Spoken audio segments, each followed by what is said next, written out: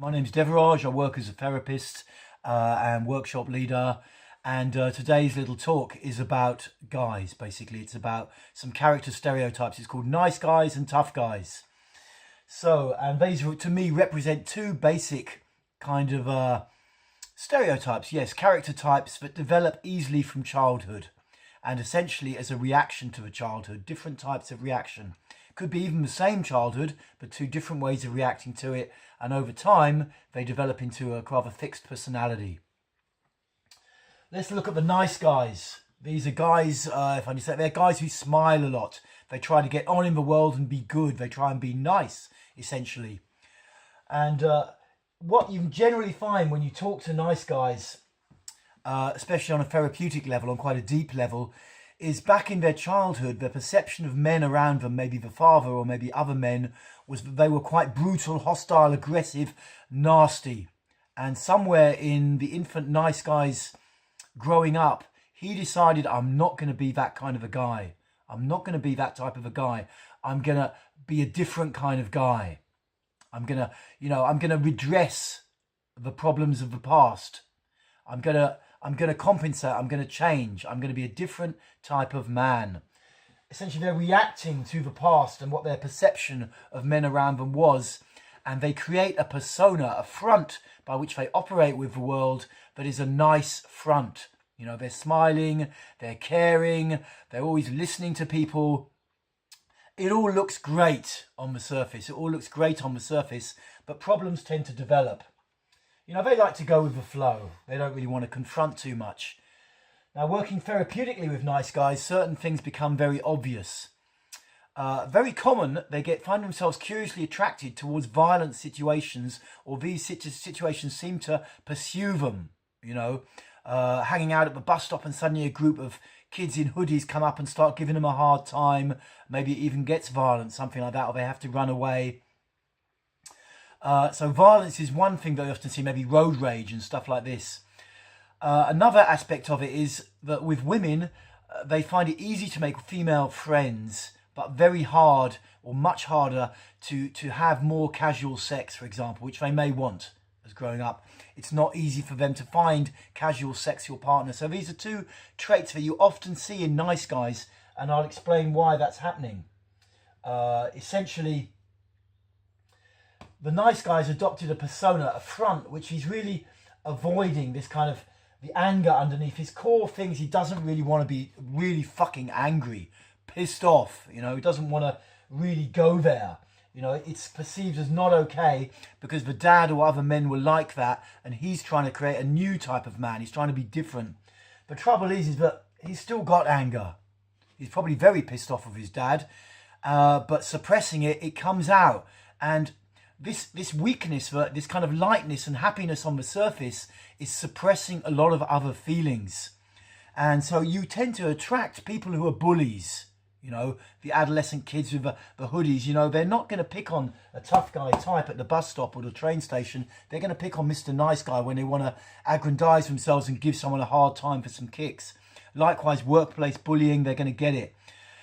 With women, the problem is that, well, let's be brutally honest here. If you talk to women and talk a lot to women who are sexually active and are happy to talk about sexuality, what you'll see is that women who, say a woman lies down and wants to masturbate, wants to get herself off basically without using any aids or guys or whatever, she's not going to conjure up images of a really nice guy. It doesn't work like that. Sexuality is raw. It comes from our animal past, and you know, it just doesn't work. You know, talk to women who are open to discussing these subjects, and you're going to find they're not going to be summoning up images of really nice guys to masturbate about. They might like having nice guys in their life to talk to share with, to share their heart, to get nice connections with, but on a sexual fantasy level, it's not happening. It's really not happening.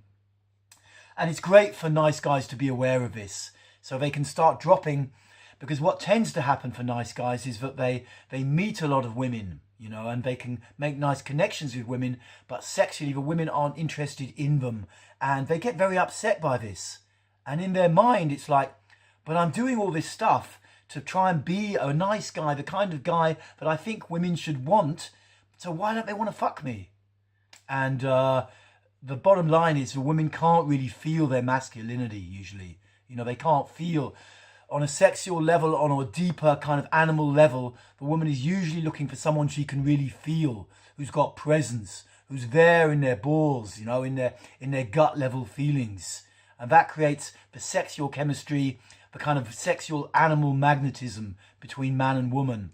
And if you're missing that, it's not really giving the woman the kick. You might be able to supply her needs on many other levels, but sexually it's probably not working.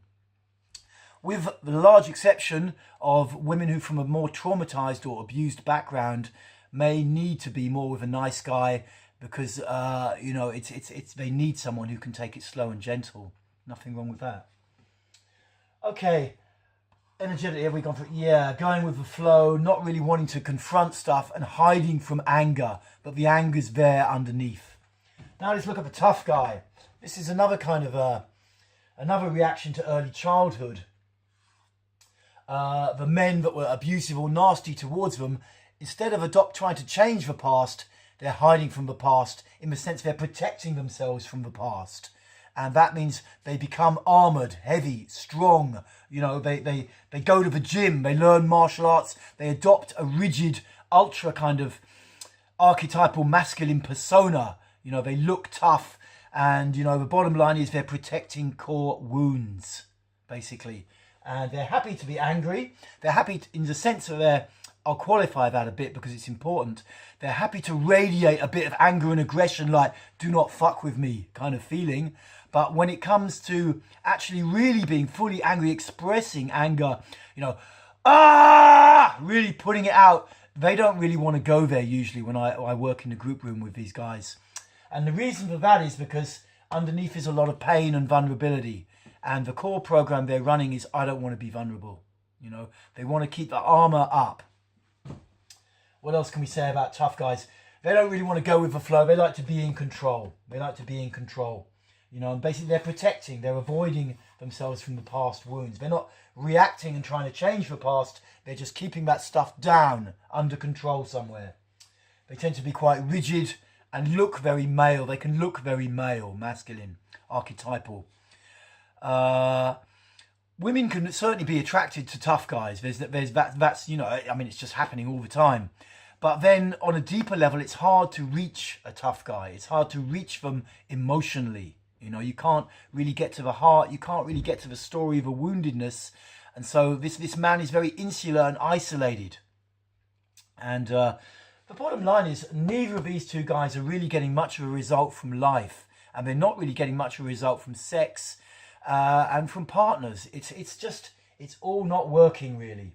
And so, you know, the workshops that I'm running or co-running and involved with, we're looking at explaining this stuff and also moving you deeper, moving you beyond that. If you think you've got caught up in being a nice guy or a tough guy, it's still a part of your psyche, and I have certainly parts of both still. You know, we show you how to move through that and we lead you through it. It's not a cerebral mental process. It's about accessing your core power in your guts. It's about breaking the holding patterns in your body and waking up your body, opening up your body, and allowing yourself to be full, allowing yourself to really be male. You know, for the nice guys, the underlying belief is it's not okay to really be male. You can't do it. It's not okay. That all the negative associations are with violence, abuse, misogyny. Actually, you can be male and not do any of that stuff. You can just radiate a natural animal charisma, and you don't need to be hostile and horrible. And you can hold a line, and you can also be in control. You can state your boundaries. You know, it's really okay for the nice guys out there. We help you to get there. And for the tough guys, where, you know, maybe they're getting over-reliant on booze, ritual behaviors, pornography, whatever, because, you know, that they're holding so much emotional pain down, it's to start to open up the same kind of techniques, but with a different inner focus for them, is that the woundedness starts to come up, you know, and they can start to let go of the need to control the past and keep it all hidden. And they can start to go into the heart, start to share the stories on their heart. I run a workshop called Man Up, sometimes with a friend of mine called Svabavo, sometimes with a friend of mine called Duraj. And if you're interested to get involved or come along, let me know, drop me a line, and I'll leave you some messages at the end of this. I hope the talk has been useful. I know sometimes my talking is kind of coherent. My mind goes a little bit here and there. So I hope you've got good stuff out of it, and look forward to seeing you again in the future. Bye for now.